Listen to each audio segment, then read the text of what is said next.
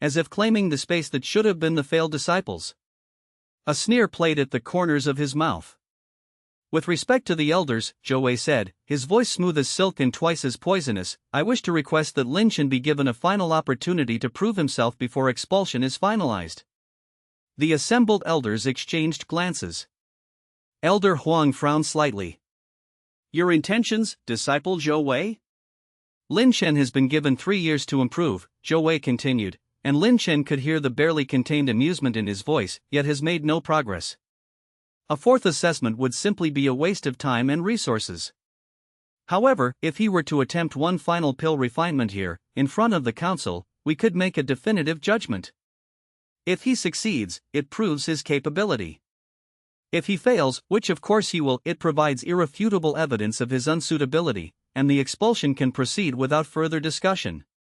He wants to humiliate me completely, Liang Chen realized, the bitterness of the truth coating his tongue like poison. He wants everyone to see me fail one final time. But what choice did he have? Expulsion meant being cast out with nothing but the clothes on his back. As a disciple from a commoner background, the sect was everything, his sole path to power, to cultivation, to escaping the mundane existence of ordinary life. To be expelled was to fall back into poverty and obscurity.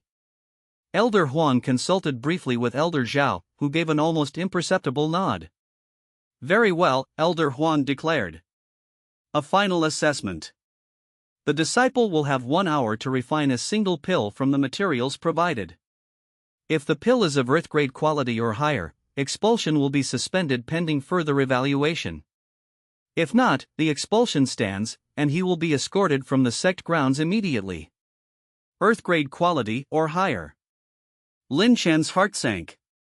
He had never successfully produced an earth-grade pill. He had barely managed to create a single common-grade pill 3 months ago, and even that had been an accident more than any deliberate achievement. Earth-grade quality was the realm of advanced disciples, those with years of experience and innate talent blazing through them like starlight. But he had no choice. He walked toward the preparation table, aware of every eye in the hall tracking his movement. One of the sect servants brought a fresh alchemy cauldron, pristine, unscarred, one of the premium vessels with reinforced walls meant for higher-grade refinements. The irony wasn't lost on him. They'd given him the best equipment because they wanted his failure to be unambiguous. The materials lay arrayed before him: spirit chi grass, flame lotus petals, crystal honey, void stone dust, crimson spiritual root fragments, and several other ingredients he recognized from his studies. Individually, they were worth several hundred spirit stones. Combined, they could produce a pill worth thousands if one had the skill to work with them. I can do this, Liang Chen told himself, though his hands were shaking as he picked up the spirit chi grass. I have to do this. He ignited the furnace beneath the cauldron using his internal chi, carefully controlling the flame to the precise temperature needed. The energy moved through his meridians like an ancient river, drawn from his dantian in his lower abdomen, the cultivation center where a chi condensation realm cultivators stored their power. He was rank 2 in chi condensation, among the weakest of all disciples. But he could still draw chi. He could still try. The first ingredients went into the cauldron. He followed the procedure he'd memorized from 1,000 repetitions: mix, heat, stir, infuse. The alchemy text spoke of feeling the essence of the materials, of understanding their fundamental nature and coaxing them to blend harmoniously. Liang Chen had read every text in the sect library on pill refinement. He understood the theory perfectly. But theory and practice were, he discovered over 3 years, vastly different things. Smoke began to rise from the cauldron, thickening, swirling into patterns that should have been distinctive and controlled. Instead, they seemed chaotic to him, unpredictable. He added more flame lotus petals, trying to adjust the balance. The color of the smoke deepened from white to pale green, a sign that the ingredients were beginning to interact. Come on, he thought, reaching deep within himself for more control, more precision, more of whatever mysterious quality he lacked that made other alchemists succeed where he failed. Asterisk just this once. Just this one time, let it work, asterisk. 5 minutes passed. Then 10. Then 20. Sweat beaded on his forehead, and not just from the heat of the cauldron. His hands trembled as he continued the delicate work of heating and stirring. He could feel the attention of the elders like a physical weight pressing down on him. Then something shifted. The smoke suddenly turned black. No, he thought, a spike of panic driving through his chest. No, no, no. Asterisk. He tried to correct it, tried to adjust the temperature, but it was too late. The ingredients had begun to combust rather than fuse. He could feel the qi inside the cauldron beginning to destabilize, becoming unstable, dangerous. The flame is too high, Elder Huang observed from his seat, his voice clinical and cool. He's lost control. Zhou Wei laughed, a clear, bright laugh that carried across the entire assembly hall like the chiming of a bell. Liang Chen tried to suppress the flame, to cool the cauldron, but his hands were shaking too badly now. His qi control, never his strongest point, completely deserted him. The black smoke grew thicker, darker, and then the explosion came without warning. The alchemy cauldron erupted like a star-going supernova. Liang Chen was thrown backward, his body slamming against the stone floor with bone-breaking force. His vision filled with white light and pain, and he heard the shocked gasps of the assembled disciples. The cauldron itself shattered into thousands of fragments, spraying across the assembly hall in a shower of metal and residual qi. The elders didn't move. Cultivation at their level meant they were protected by invisible barriers of personal qi that kept harm at a distance. But the disciples in the gallery scattered, crying out in alarm as fragments fell like shrapnel around them. And then, in the midst of the chaos, something extraordinary happened. As Liang Chen lay on the cold stone floor, bleeding from a dozen cuts, gasping for air, a wisp of energy emerged from the explosion, not physical smoke or debris, but something else entirely.